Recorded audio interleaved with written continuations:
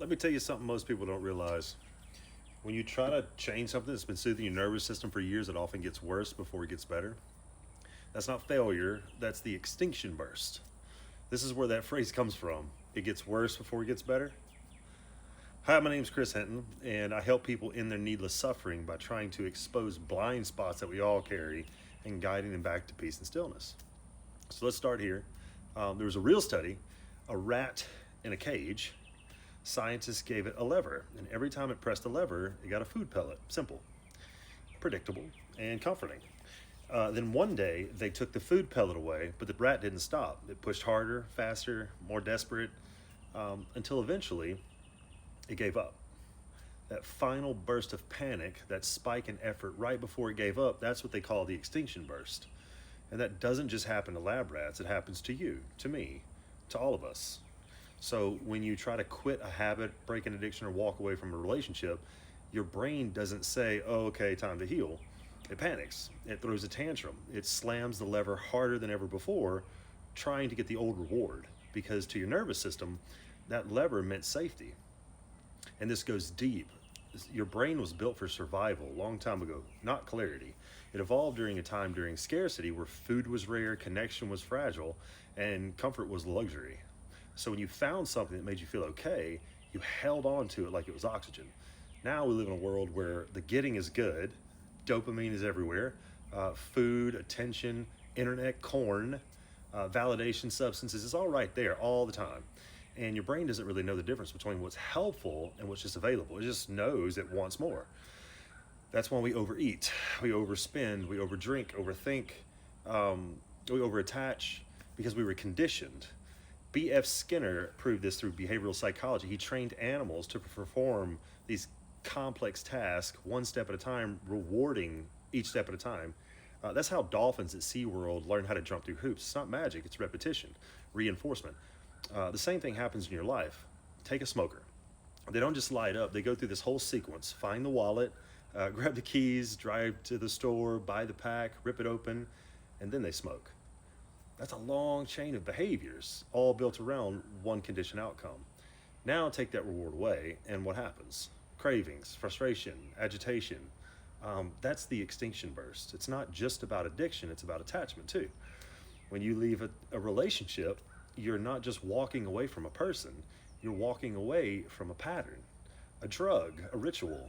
And just like that rat, you or they start slamming that lever, and that's why you see the love bombing, the promises, the desperate apologies. It's not sustainable, it's panic. It's the extinction burst on both sides sometimes.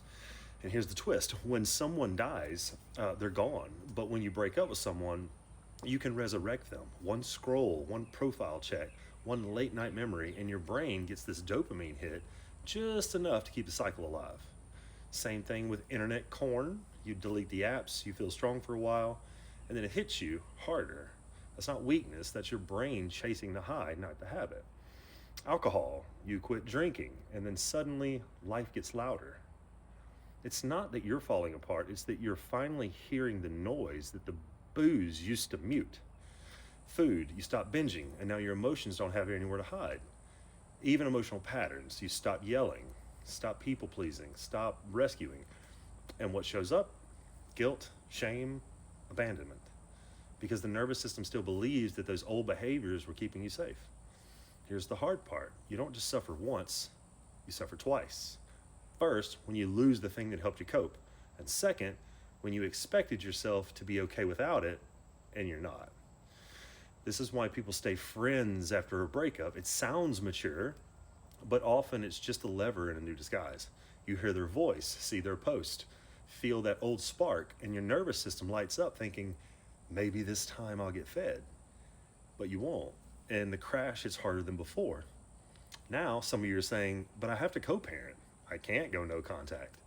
You're right. Sometimes that lever can't be avoided, but understanding the extinction burst gives you a map. It helps you name what's happening in your body so you don't fall for it, so you don't react from it. This is why I practice peace and stillness, because what your nervous system is craving might feel true, but that doesn't mean it's useful. Truth and usefulness are not the same thing, and I choose to serve what serves peace, clarity. So why do we suffer? Because we expected the thing, the food, the drink, the person, the attention, to keep soothing us. And when the outside world doesn't behave like we need it to, our inside world collapses. Because we built safety out there instead of in here. And instead of growing our capacity to handle life on life's terms, we kept reaching for the lever until the lever became the addiction. And now, when it's gone, we suffer from an additional unmet expectation that we should be okay without it. This is why I do what I do, because the pain that people go through, it's not random, it's a map. And when you understand the pattern, you stop reacting, you start leading. You build an inside world that no longer needs the outside world to behave. That's peace, that's freedom, that's the work.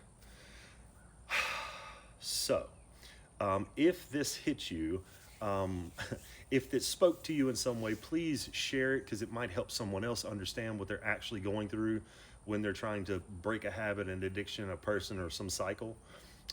If you'd like to get more information like this, you can read my book that's available on Amazon called Who's Talking. Also, I'm available for one-on-one coaching. But if you choose that route, please make sure that this video you're watching is actually me and not an imposter, because there's several imposters. One of the best ways to know is that I only follow 2 people, Jeep Chick and Alana. They are my TikTok Live moderators. But never, ever, ever send any money over the internet to anyone. I will never ask you up front for anything. You come to me and I check my messages and we go from there. But even when you go to send me money, I give you my cell phone number. So you can FaceTime me to make sure it's me before you send money, for your comfort, so you don't get scammed. Anyway, what I would like for you to do now is drop a comment in the comments to tell me if you have ever experienced yourself or someone that's went through an extinction burst. And I'd like for you to put a name to what it was and share it. Take care of yourself.